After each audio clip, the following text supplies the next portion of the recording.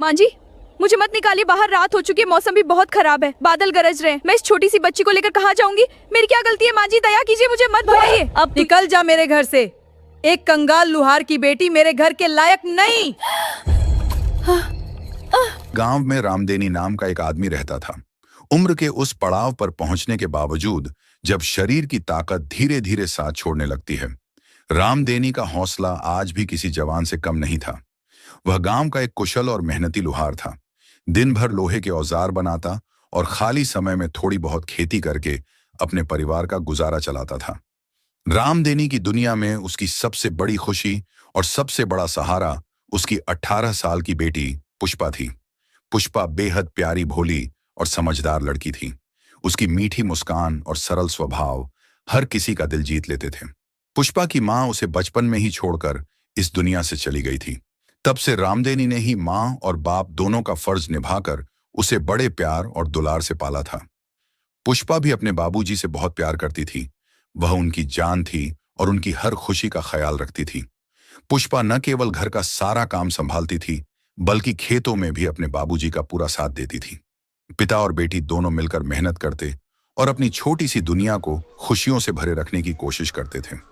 हर सुबह सूरज की पहली किरण निकलने से पहले ही रामदेनी की भट्टी में आग जल उठती थी। भट्टी की तेज गर्मी के बीच पुष्पा ढोंकनी चलाती और लोहे को तपाकर लाल कर देती थी। एक दिन पसीने से भीगे चेहरे पर मुस्कान लिए उसने कहा, बाबूजी, लोहा लाल हो गया है। ये सुनते ही रामदेनी ने अपना भारी हथौड़ा उठाया और पूरी ताकत से गर्म लोहे पर वार कर दिया। छान खटाक हथौड़े की गूंजती हुई आवाज पूरे गांव में फैल जाती थी। यह आवाज केवल लोहे पर पड़ने वाले वार की नहीं, बल्कि एक मेहनती पिता और उसकी संस्कारी बेटी के संघर्ष और मेहनत की पहचान थी। एक सुबह काम करते करते रामदेनी ने हांफते हुए कहा, बिटिया, आज बाजार का दिन है। ये हंसिया, तांगी और खुरपी जल्दी तैयार करनी है और वह लकड़ी काटने वाला बखुआ भी लखन काका को देना है। पुष्पा अपने बाबूजी को इतनी मेहनत करते देख हमेशा चिंतित हो जाती थी। उसने प्यार से कहा, बाबूजी, आप थोड़ा आराम भी कर लिया कीजिए। दिन भर आग के सामने काम करते रहते हैं। रामदेनी मुस्कुराया और अपनी बेटी के सिर पर प्यार से हाथ फेरते हुए बोला, अरे मेरी लाडो, मेरी चिंता मत कर। तू भी तो हर कदम पर मेरा साथ देती है। तू तो मेरी परछाई है। जब तक मेरे शरीर में जान है, मैं तुझे कोई दुख नहीं होने दूंगा। बस एक ही इच्छा है कि तेरी शादी किसी अच्छे घर में हो जाए, फिर मैं चैन से आराम करूंगा। समय इसी तरह बीतता रहा। रामदेनी के बनाए हुए औजार बाजार में खूब बिकते थे। गांव के लोग उसके काम की बहुत तारीफ करते थे, लेकिन मेहनत के बावजूद आमदनी इतनी नहीं थी कि कुछ पैसे बचाए जा सके। जो कमाई होती उससे बस घर का खर्च चल पाता था। रामदेनी बार बार कोशिश करता कि कुछ पैसे जोड़ सके, लेकिन गरीबी जैसे उनका पीछा छोड़ने का नाम ही नहीं ले रही थी। एक दिन रामदेनी की जिंदगी में एक ऐसी खुशखबरी आई जिसकी उसने कभी कल्पना भी नहीं की थी।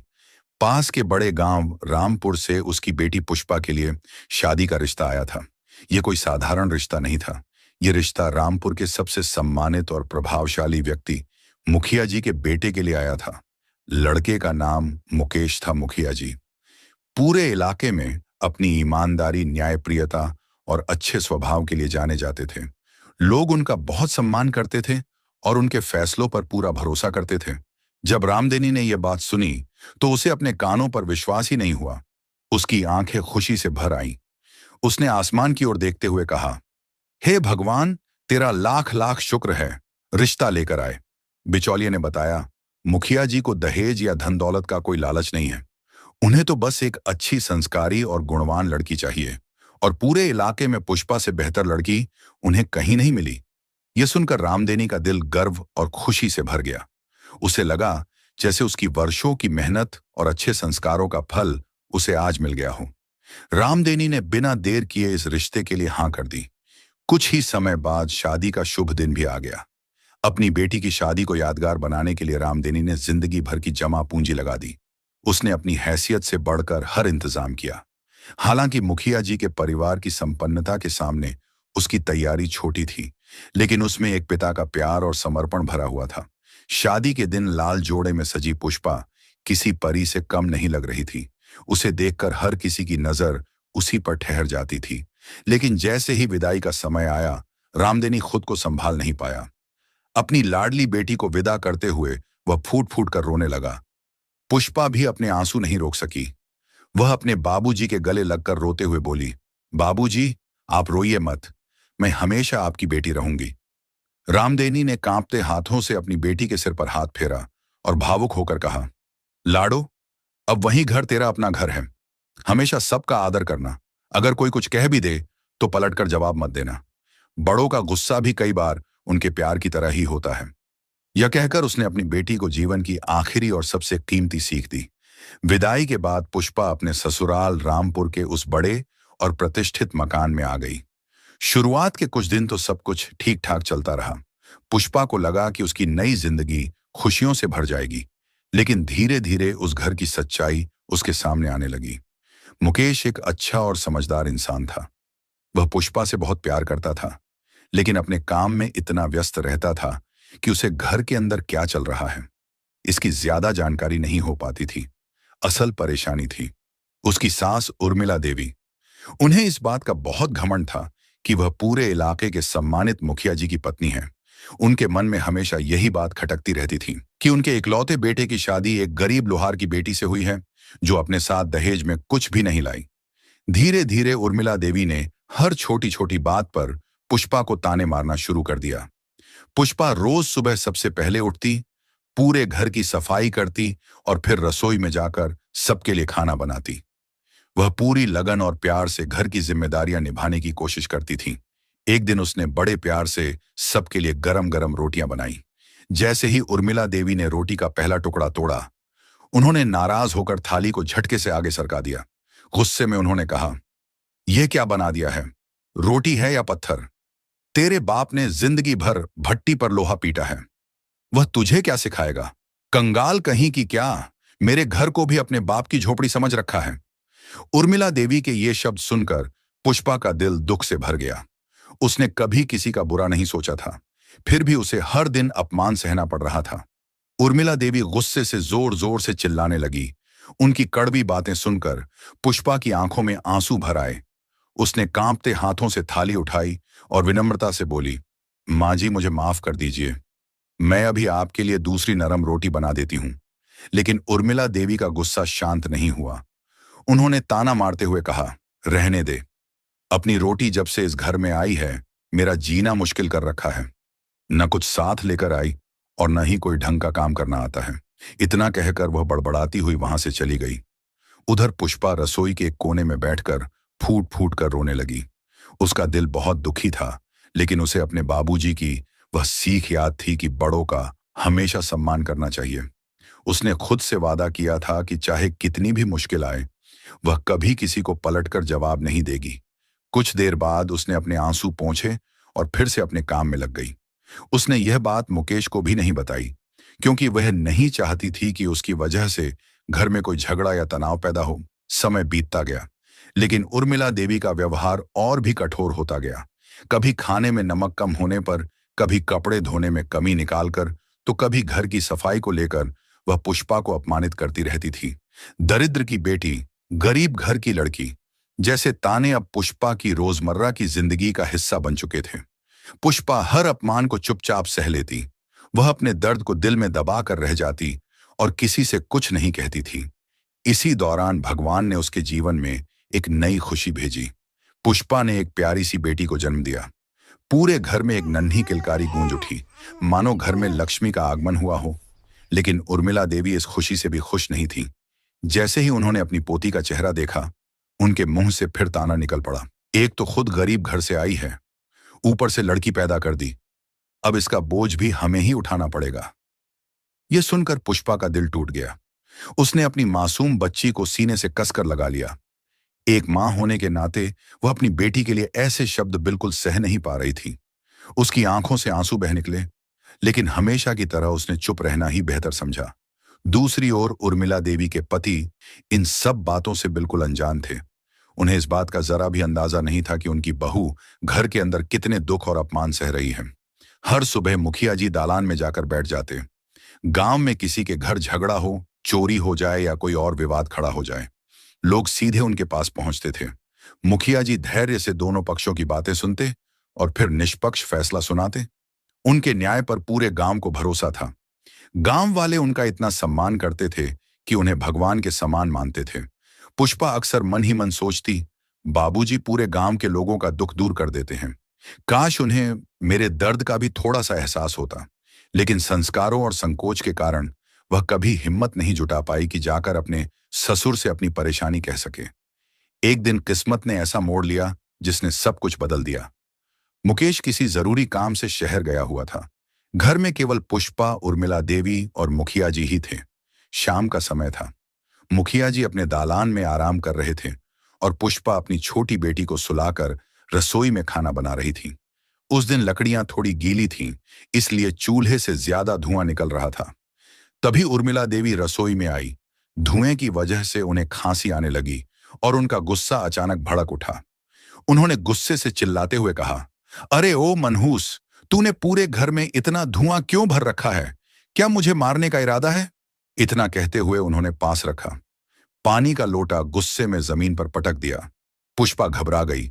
उसने डरते हुए कहा, नहीं मां जी, ऐसी बात नहीं है। लकड़ियां थोड़ी गीली हैं, बस अभी आग ठीक से पकड़ लेगी। लेकिन उर्मिला देवी का गुस्सा अब उनके नियंत्रण से बाहर हो चुका था। उन्होंने क्रोध से कांपती आवाज में कहा, चुप कर, मुझे तेरे बहाने नहीं सुनने। तेरा यह चेहरा देखकर ही मेरा खून खौलने लगता है। तूने मेरा जीना हराम कर दिया है। अब मैं तुझे और बर्दाश्त नहीं कर सकती। उर्मिला देवी का गुस्सा अब अपनी सारी हदें पार कर चुका था। उन्होंने क्रोध से कांपती आवाज में कहा, आज मैं हमेशा के लिए तेरा फैसला कर दूंगी। इतना कहते ही उन्होंने पुष्पा के बाल पकड़ लिए और उसे घसीटते हुए आंगन में ले आई। दर्द से तड़पती पुष्पा जोर जोर से रोने लगी। उसकी आवाज सुनकर अंदर कमरे में सो रही उसकी छोटी बच्ची भी रोने लगी। पुष्पा हाथ जोड़कर विनती करने लगी, मां जी मुझे छोड़ दीजिए। लेकिन उर्मिला देवी का दिल बिल्कुल कठोर हो चुका था। उन्होंने गुस्से में कहा, अभी इसी वक्त मेरे घर से निकल जा। जा अपने उस गरीब बाप के पास, इस घर में तेरे लिए कोई जगह नहीं है। यह कहते हुए उन्होंने पुष्पा को धक्का देकर मुख्य दरवाजे की ओर धकेल दिया। घबराई हुई पुष्पा दौड़कर कमरे में गई, अपनी रोती हुई बच्ची को गोद में उठाया और फिर वापस आकर उर्मिला देवी के पैरों में गिर पड़ी। आंसुओं से भरी आंखों के साथ वह गिड़गिड़ाकर बोली, मां जी मुझे मत निकालिए। बाहर रात हो चुकी है, मौसम भी खराब है, बादल गरज रहे हैं। मैं इस छोटी सी बच्ची को लेकर कहां जाऊंगी? मेरी क्या गलती है? मुझे मत भगाइए। लेकिन उर्मिला देवी के मन में दया का नामो निशान नहीं था। उन्होंने कठोर स्वर में कहा, तेरी सबसे बड़ी गलती यही है कि तू गरीब घर की बेटी है। तू मेरे घर के लायक नहीं है। अब यहां से निकल जा। इतना कहकर उन्होंने पुष्पा को एक जोरदार धक्का दिया और मकान का बड़ा दरवाजा बंद कर दिया। पुष्पा अपनी बच्ची को सीने से लगाए कच्ची सड़क पर गिर पड़ी। चारों ओर गहरा अंधेरा छाया हुआ था। ठंडी हवा चल रही थी और आसमान में बादलों की गड़गड़ाहट सुनाई दे रही थी। उसका दिल पूरी तरह टूट चुका था। उसने अपनी मासूम बच्ची को आंचल में छिपाया और सड़क किनारे बैठकर फूट फूट कर रोने लगी। कुछ देर बाद वह कांपते कदमों से अपने गांव धूमाटाड़ की ओर चल पड़ी। रास्ता सुनसान था, लेकिन उसके मन का अकेलापन उससे भी ज्यादा डरावना था। चलते चलते उसकी आंखों से आंसू लगातार बह रहे थे। उसके मन में बस एक ही बात बार बार आ रही थी, बाबूजी ने कितनी उम्मीदों और सपनों के साथ मेरी शादी की थी। अब मैं उन्हें क्या मुंह दिखाऊंगी? वो तो जीते जी मर जाएंगे। यही सोच सोचकर पुष्पा का बुरा हाल था। पुष्पा अपनी बच्ची को सीने से लगाए रोते रोते आगे बढ़ रही थी। वह भी कुछ ही दूर चली थी कि अचानक पीछे से एक जीप की तेज रोशनी उस पर पड़ी। कुछ ही क्षणों में जीप उसके पास आकर रुक गई। जीप से एक आदमी जल्दी जल्दी नीचे उतरा। वह कोई और नहीं बल्कि मुकेश था, जो शहर से अपना काम खत्म करके वापस घर लौट रहा था। सड़क किनारे रात के अंधेरे में एक औरत को रोते हुए देखकर वह उसके पास पहुंचा। लेकिन जैसे ही उसने उस औरत का चेहरा देखा, उसके पैरों तले जमीन खिसक गई। पुष्पा, तुम यहां इतनी रात को, और तुम रो क्यों रही हो? बच्ची को लेकर कहां जा रही हो? मुकेश ने घबराकर एक साथ कई सवाल पूछ डाले। मुकेश को देखते ही पुष्पा अपने आंसू नहीं रोक पाई। इतने दिनों से जो दर्द उसने अपने दिल में दबा रखा था, वह अचानक बाहर आ गया। वह मुकेश के सीने से लगकर फूट फूट कर रोने लगी। कुछ देर बाद उसने कांपती आवाज में कहा, मुझे मांझी ने घर से निकाल दिया है। यह सुनकर मुकेश सन्न रह गया। पुष्पा ने रोते रोते उसे सब कुछ बता दिया।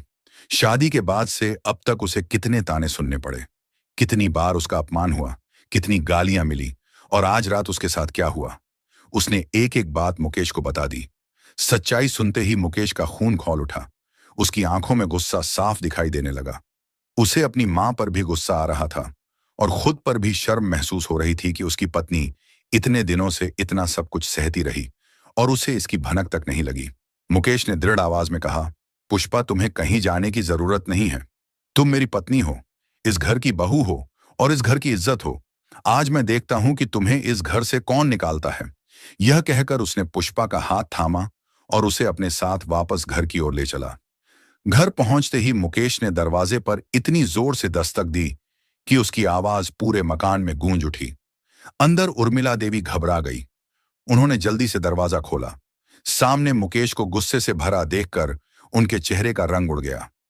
तभी उनकी नजर उसके पीछे खड़ी पुष्पा पर पड़ी। स्थिति को संभालने के लिए उर्मिला देवी तुरंत झूठ बोलने लगी। उन्होंने कहा, अरे बेटा, अच्छा हुआ तुम आ गए। देखो, यह लड़की खुद ही घर छोड़कर भाग रही थी। मैं तो इसे रोकने की कोशिश कर रही थी। लेकिन इस बार मुकेश सब कुछ जान चुका था। अब वह किसी भी झूठ पर विश्वास करने वाला नहीं था। बस मां, अब एक शब्द भी मत कहिए। मुकेश गुस्से से जोर से चिल्लाया। उसकी आवाज इतनी तेज थी कि उसे सुनकर मुखिया जी भी हड़बड़ाकर अपने कमरे से बाहर आ गए। उन्होंने आंगन में आते ही गंभीर स्वर में पूछा, क्या हुआ मुकेश? तू अपनी मां पर क्यों चिल्ला रहा है? मुकेश की आंखों में गुस्सा और दर्द साफ दिखाई दे रहा था। उसने कहा, बाबूजी, आप मेरी मां से पूछिए कि इन्होंने क्या किया है। जिस लड़की को आपने पूरे गांव के सामने अपनी बहू बनाकर इस घर में लाया था, उसे आज इन्होंने धक्के मारकर अंधेरी रात में घर से बाहर निकाल दिया। ये सुनते ही मुखिया जी के होश उड़ गए। उन्होंने हैरानी से उर्मिला देवी की तरफ देखा। उर्मिला देवी का सिर शर्म और डर से झुक गया। मुकेश रुका नहीं। उसने भावुक होकर कहा, मेरी पत्नी ने इस घर को अपना घर माना। दिन रात मेहनत की, आपके हर ताने और अपमान को सहती रही, क्योंकि उसके पिता ने उसे अच्छे संस्कार दिए थे। लेकिन मां, आपने उसकी गरीबी का मजाक उड़ाया, उसे हर दिन अपमानित किया। फिर वह पुष्पा की ओर मुड़ा और बोला, अगर मेरी पत्नी और मेरी बेटी के लिए इस घर में जगह नहीं है तो मेरे लिए भी नहीं है। जिस घर में मेरी पत्नी का सम्मान नहीं होता, वहां मैं एक पल भी नहीं रह सकता। हम अभी यह घर छोड़कर जा रहे हैं। यह कहकर मुकेश ने पुष्पा का हाथ पकड़ा और दरवाजे की ओर बढ़ने लगा। तभी उर्मिला देवी रोते हुए उसके पैरों में गिर पड़ी। नहीं बेटा, मुझे छोड़कर मत जा। तेरे बिना मैं जी नहीं पाऊंगी। तू ही तो मेरा एकमात्र सहारा है। उसी समय आंगन में मुखिया जी की भारी और कड़क आवाज गूंजी, रुक जाओ। मुकेश पूरा आंगन एकदम शांत हो गया। मुखिया जी आंगन के बीचों बीच आकर खड़े हो गए। उनके चेहरे पर ऐसा तेज था कि उर्मिला देवी की रूह कांप उठी। आज वह सिर्फ पति या पिता नहीं थे, बल्कि वही मुखिया थे जिनके फैसले पूरे इलाके में अंतिम माने जाते थे। उन्होंने दृढ़ स्वर में कहा, मुकेश कहीं नहीं जाएगा और ना ही मेरी बहू पुष्पा इस घर से कहीं जाएगी। उर्मिला देवी कुछ कहने लगी। जी, आप बीच में मत बोलिए, ये सास बहू का मामला है। खामोश मुखिया जी की दहाड़ पूरे आंगन में गूंज उठी। उन्होंने गुस्से और दुख से भरी आवाज में कहा, मैं रोज गांव की चौपाल में बैठकर लोगों को इंसाफ देता हूं। लोग मुझे भगवान की तरह मानते हैं। कोई गरीब मेरे पास रोता हुआ आता है तो मैं उसके लिए न्याय करता हूं। लेकिन मुझे शर्म आती है खुद पर कि मेरे ही घर में मेरी आंखों के सामने एक गरीब की बेटी के साथ इतना बड़ा अन्याय होता रहा और मुझे पता तक नहीं चला। ये कहते कहते उनकी आंखें भी नम हो गईं। उन्होंने पुष्पा की तरफ हाथ जोड़कर कहा, मुझे माफ कर दे बेटी। मैं तुझे बहू नहीं, बेटी बनाकर इस घर में लाया था। लेकिन मेरी पत्नी ने तुझे इतना दुख दिया और मैं कुछ भी नहीं जान पाया। इसके बाद मुखिया जी उर्मिला देवी की तरफ मुड़े। उनका चेहरा अब बिल्कुल सख्त हो चुका था। उन्होंने कहा, उर्मिला, तूने एक सीधी सादी और निर्दोष लड़की पर जो अत्याचार किए हैं, उनकी कोई माफी नहीं है। तूने सिर्फ एक बहू का नहीं, बल्कि इस घर की लक्ष्मी का अपमान किया है। आज गांव की नहीं, इस घर की पंचायत बैठेगी और मेरा फैसला यह है कि जिस इंसान को दूसरों के दुख का एहसास नहीं, उसे इस घर में रहने का कोई अधिकार नहीं। अपना सामान बांध और अभी इसी वक्त इस घर से बाहर निकल जा। यह सुनते ही उर्मिला देवी के पैरों तले जमीन खिसक गई। वह फूट फूट कर रोने लगी। पहली बार उन्हें अपनी गलती का एहसास हुआ। रोते रोते वह घुटनों के बल चलकर पुष्पा के पास गई और उसके पैरों में गिर पड़ी। मुझे माफ कर दे बहू, मेरे अहंकार ने मुझे अंधा कर दिया था। तूने मेरे इतने ताने और गालियां सही, लेकिन कभी जवाब नहीं दिया। तूने मेरे बेटे का घर बसाया और मैंने तेरा घर उजाड़ने की कोशिश की। मैं बहुत गलत थी बहू, लेकिन मुझे इस घर से मत निकाल। उर्मिला देवी जोर जोर से रो रही थी। उनका सारा घमंड आंसुओं के साथ बह चुका था। पुष्पा का दिल बहुत कोमल था। वह अपनी सास को इस हालत में नहीं देख सकी। उसने तुरंत उन्हें उठाया और गले से लगा लिया। आंसू पोंछते हुए वह बोली, माँ जी, आप ये क्या कर रही हैं? आप मेरी माँ के समान हैं। इंसान से गलती हो जाती है, इसका मतलब यह नहीं कि वह बुरा हो गया। कृपया अब मत रोइए। आपको इस तरह देखकर मुझे बहुत दुख हो रहा है। फिर उसने मुखिया जी की तरफ हाथ जोड़कर कहा, बाबूजी, माँ जी को माफ कर दीजिए। उन्होंने जो भी कहा या किया, मैं सब भूल चुकी हूं। यह घर उनका है और हम सब उनके बच्चे हैं। मैं कहीं नहीं जाऊंगी और ना ही माँ जी कहीं जाएंगी। पुष्पा की बातें सुनकर मुकेश और मुखिया जी दोनों की आंखें भर आईं। उर्मिला देवी ने प्यार से पुष्पा को चूम लिया और अपनी नन्ही पोती को गोद में उठाकर सीने से लगा लिया। भर्राई हुई आवाज में उन्होंने कहा, तू सचमुच हीरा है मेरी बच्ची। मैंने तुझे पहचानने में बहुत देर कर दी। उस रात के बाद रामपुर के उस घर का माहौल पूरी तरह बदल गया। उर्मिला अब पुष्पा को अपनी सगी बेटी से भी ज्यादा प्यार करने लगी। वह उसे कोई काम नहीं करने देती थी और खुद घर की जिम्मेदारियां संभालती थी। मुखिया जी भी अब संतोष और खुशी महसूस करते थे। घर में हर दिन हंसी खुशी का माहौल रहने लगा। उर्मिला अपनी पोती के साथ आंगन में खेलती और पुष्पा मुस्कुराते हुए उन्हें देखती रहती। दोस्तों, अगर आपको ऐसी प्रेरणादायक, भावनात्मक और दिल को छू लेने वाली कहानियां पसंद हैं, तो कृपया हमारे चैनल को सब्सक्राइब करें, वीडियो को लाइक करें, कमेंट करके अपनी राय जरूर बताएं और इसे अपने दोस्तों व परिवार के साथ शेयर करें। आपका एक सब्सक्राइब, एक लाइक और एक शेयर हमारी मेहनत को नई पहचान देता है और हमें आपके लिए ऐसी ही बेहतरीन कहानियां लाने की प्रेरणा देता है। आपका प्यार और समर्थन ही हमारी सबसे बड़ी ताकत है। धन्यवाद।